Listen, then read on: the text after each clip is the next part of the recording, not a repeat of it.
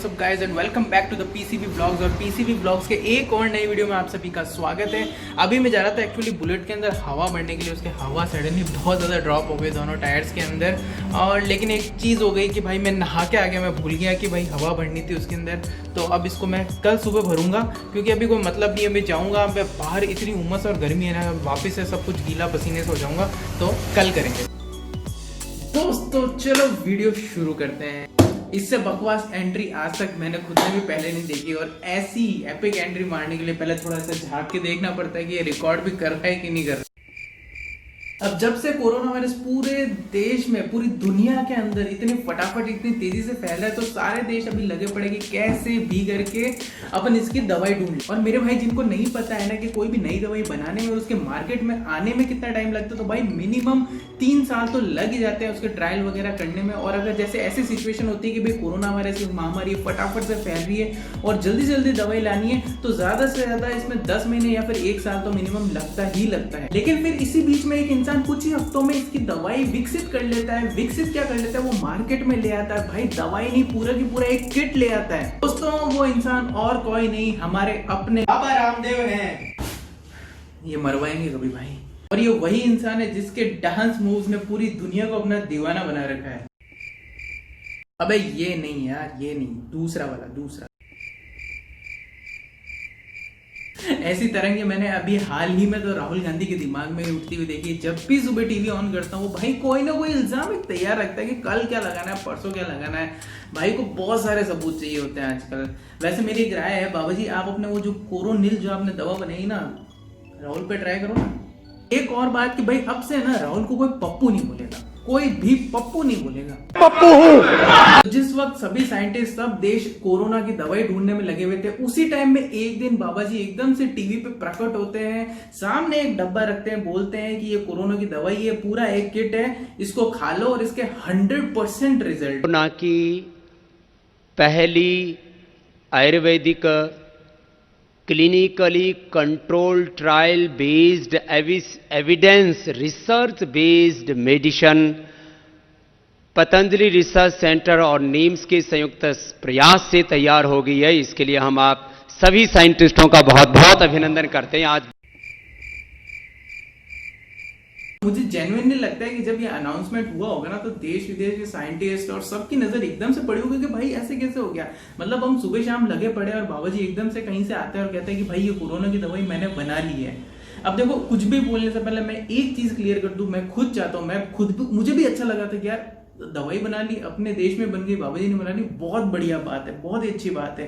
इससे बढ़िया क्या हो सकता है कि इस संकट में हमको इस चीज की दवाई मिल जाए। और जो कुछ भी हो भाई, मैं कोई उनके खिलाफ कोई हेट वगैरह के लिए ये वीडियो नहीं बनाया। आई ऑल्सो लव बाबा जी यार, कितने बढ़िया आदमी है, बढ़िया बिजनेसमैन है। और मतलब क्या योग की क्रांति लेके आए थे। जब से उन्होंने योग कराना शुरू किया, अच्छे ने योग करना शुरू कर दिया। बाबा जी भले ही बहुत ही इंटरनेशनल आदमी बन चुके हो, देश विदेश में दौरे कर चुके हो, अपने बिजनेस को अलग अलग जगह उन्होंने फैला दिया हो, लेकिन उनके भोलेपन का जो कहते हैं ना एग्जाम्पल, वो इस चीज से पता पड़ता है कि उनको गर्लफ्रेंड बॉयफ्रेंड का मतलब आज तक नहीं पता। उनको तो ये तक नहीं पता कि किस किस चीज का नाम होता है, किस, ये वाली किस, ये नहीं पता था किस क्या होता है, ये फ्रैंक किस क्या होता है। इसके बारे में नॉलेज कम होने से उनकी सैवेजनेस या उनकी स्मार्टनेस या फिर उनकी पॉपुलैरिटी में कोई कमी नहीं आई है।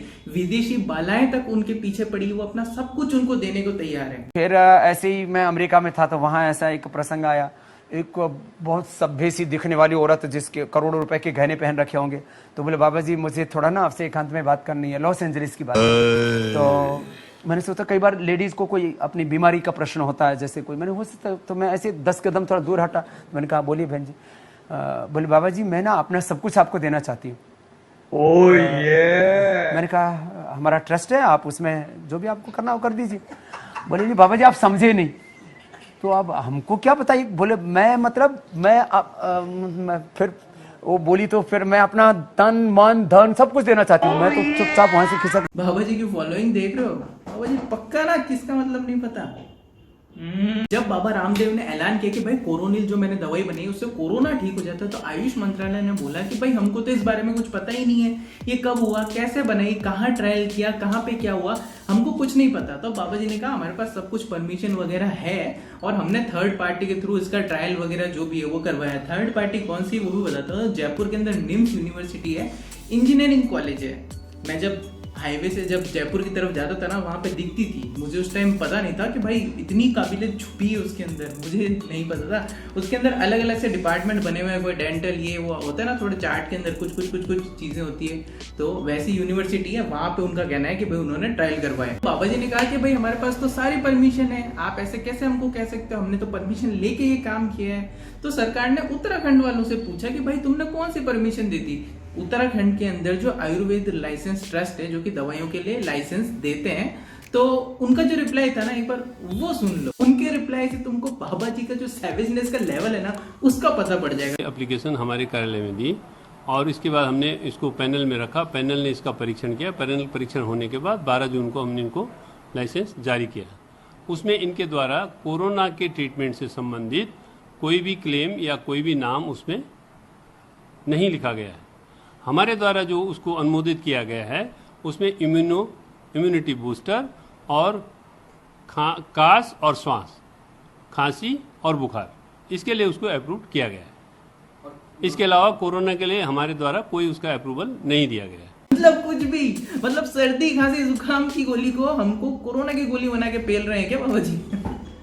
भाई देखो, मेरे को कुछ नहीं पता, ये जो स्टेटमेंट है उसके बेसिस पे बोल रहा हूँ, ठीक है? दिल पे कोई ले मत देना। जो बाबा जी के फैन है, I am also fan of बाबा जी यार। अभी आप लोगों ने वो देखी क्लिप जिसके अंदर की जो मंत्रालय का जो व्यक्ति, उसने बताया कि भाई हमको तो बताया कि इम्यूनिटी बूस्टर या उस चीज के लिए दवाई बनाई गई है। तो आई गेस अगर वो चीज के लिए बनाई गई थी ना, तो उसको as a immunity booster launch कर देना तो कोई दिक्कत ही नहीं होती, और पक्का 101% वो भी सक्सेस होती बाबा जी के ब्रांड के अंडर होती वो सक्सेस, क्योंकि आयुर्वेदिक चीज से किसी को कोई नुकसान नहीं होता और लोग उसको लेते। और आयुर्वेद में कितनी ताकत है ना, हम भारतीयों से अच्छा तो कोई नहीं जानता है। आज बाहर के लोग भी हमारी आयुर्वेदिक दवाओं को मतलब बना रहे हैं, कंज्यूम कर रहे हैं, यहाँ से बहुत सारी दवाई बाहर जा रही है। तो इस चीज के फायदे तो सबको पता है, बस गलती उनसे यहाँ पे हो गई कि उन्होंने नाम इसका रख दिया एक तो कोरोनिल, जो कि बोरोलिन से बहुत ज्यादा जुड़ता है। मेरे दिमाग में पता नहीं कि जब मैं कोरोनिल बोलता हूँ बोरोलिन भी आता है।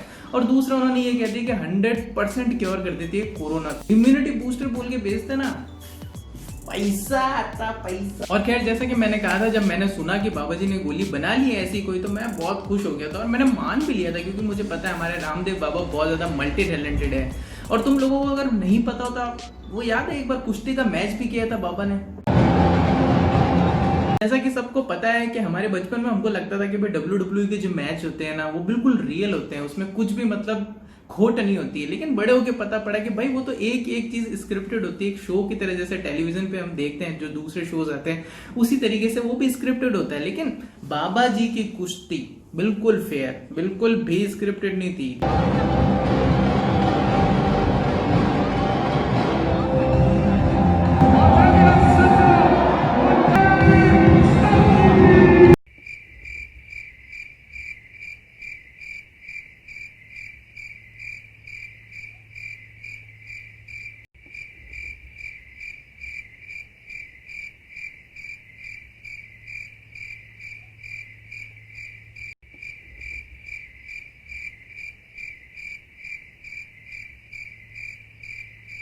दूसरे बंदे को देखा, मतलब वो तो इंतजार में कि आओ ना बाबा जी, शुरू करो ना।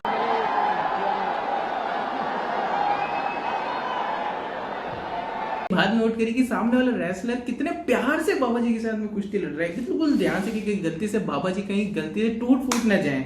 और उस टाइम तो इलाज के लिए कोरोनिल भी नहीं बनी थी। अबे सब कुछ क्योर हो सकता है कोरोनिल से, तुमको क्या पता। अब कल को पता पड़ा कि भाई कोरोनिल का लाइसेंस तो कब्ज की गोली के नाम से उठाया हुआ था।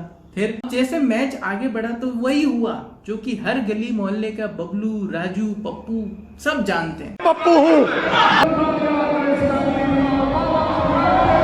ऑब्वियसली बाबा जी जीत गए। वो अगला बाका जवान थोड़ी हमारे बाबा जी की स्ट्रेंथ के आगे जीत सकता था। क्या बात कर रहे हो, बाबा जी ने कोरोनिल खाई हुई थी। अबे ताकत भी बढ़ती है इससे। तुम्हें क्या पता किस चीज का लाइसेंस उठाया हुआ। अभी कल को कुछ आ गया, ताकत के लिए ये गोली, कौन सी ताकत, ये वाली। अब देखो यार, तुम ही नीचे कमेंट करके बताओ कि कोरोनिल तुम्हें क्या लगता है किस चीज के लिए लाइसेंस मिला होगा इसको। नीचे कमेंट करके बताओ, मुझे अच्छा लगेगा पढ़ के। मैं तो बहुत ज़्यादा खुश हो जाऊंगा अगर इसकी दवाई हमारे भारत में बन जाती है। तो चलो यार, इस वीडियो के लिए हम इतना ही रखने वाले हैं। इस तरह की वीडियो तुमको कैसे मतलब अच्छे लगते हैं या बुरे लगते हैं, कैसे भी लगते हैं, नीचे कमेंट करके बता देना। सो मिलते हैं नेक्स्ट वीडियो में। और जैसे कि यार वीडियो के एंड में मैं कहता हूँ कि do whatever you want to do man, but don't trouble your mother man. Bye.